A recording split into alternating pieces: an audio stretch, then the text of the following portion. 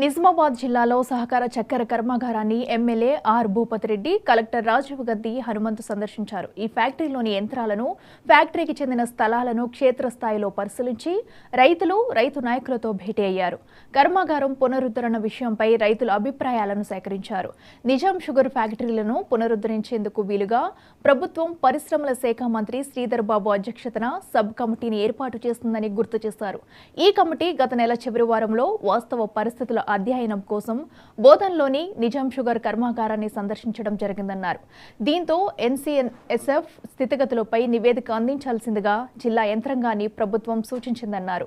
రైతుల భాగస్వామ్యంతో సహకార రంగంలో కొనసాగిన ఈ ఫ్యాక్టరీని తిరిగి తెరిపించాలని ప్రభుత్వం పట్టుదలతో ఉందని ఎమ్మెల్యే స్పష్టం చేశారు.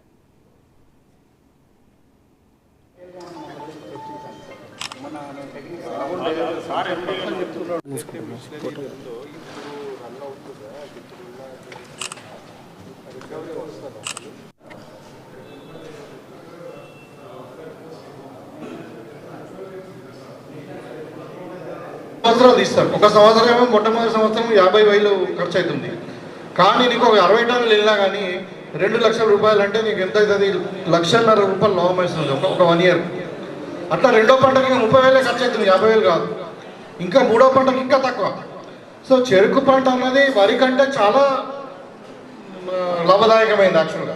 అయితే ఇక్కడ ప్రాబ్లం ఏంటంటే మేము అడిగినాం ఆ రోజు, ఇప్పుడు మన షుగర్ కేన్ ఈ సబ్ కమిటీ వచ్చినప్పుడు బోధనలో కానీ ముత్తంపేటలో మేము అడిగినామంటే రైతులు పెట్టడానికి సిద్ధంగా ఉన్నారు. కానీ మహారాష్ట్రలో ఇచ్చినటువంటి ఏదైతే సిస్టమ్ ఉందో డ్రిప్ ఇరిగేషన్ ఇవ్వడం కానీ, ఆ సీడ్ కూడా అడ్వాన్స్ కొత్త సీడ్ హైబ్రిడ్ లాంటి సీడ్ ఇచ్చి దాంట్లో షుగర్ పర్సెంటేజ్ కూడా ఎక్కువ వస్తుంది, ఎక్కువ ఈల్డ్ వస్తుంది, ఎక్కువ షుగర్ కేన్ పర్సెంటేజ్ వస్తుంది. అదే కాకుండా మళ్ళీ వాళ్ళకి కావాల్సిన ట్రాన్స్పోర్ట్ కానీ హార్వెస్టింగ్ ఛార్జెస్ కానీ ఇవన్నీ కూడా గవర్నమెంట్ బేర్ చేయాలా అని చెప్పి మేము పబ్లిక్ రిప్రజెంటేటివ్గా ఒక స్థానిక రిప్రజెంటేటివ్గా మేము చెప్పడం జరిగింది. వాళ్ళందరూ కూడా నోట్ చేసుకున్నారు. నేను రైతులకు మీకు ఏమంటున్నానంటే ఇవాళ మనకున్న పెద్ద సమస్య ఏంటంటే పంట మార్పిడి ఒక పెద్ద సమస్య. ఎందుకంటే భూసారం మనకు తగ్గిపోతుంది. మనం పంట మార్పిడి ఒక 2 సంవత్సరాలు చెరుకు పండించినంత మీరు వరేయండి, మీరు తక్కువ ఫర్టిలైజర్తో ఎక్కువ ఈల్డ్ వస్తుంది, నీళ్ళు తక్కువ పడతాయి. చెరుకు అన్నది రోగాలు ఎక్కువ రావు, వరద వచ్చినా ఎండ వచ్చినా తట్టుకుంటుంది. సో అది పెద్ద పంట వచ్చినప్పుడు కూడా రైతుకు ఒక 5 ఎకరాల్లో ఉన్న రైతుకు ఒక 10-15 లక్షలు వస్తే వాళ్ళు ఏదైనా కొనుక్కోవడానికి కానీ ఇబ్బంది అంటే ఈజీగా ఉంటుంది.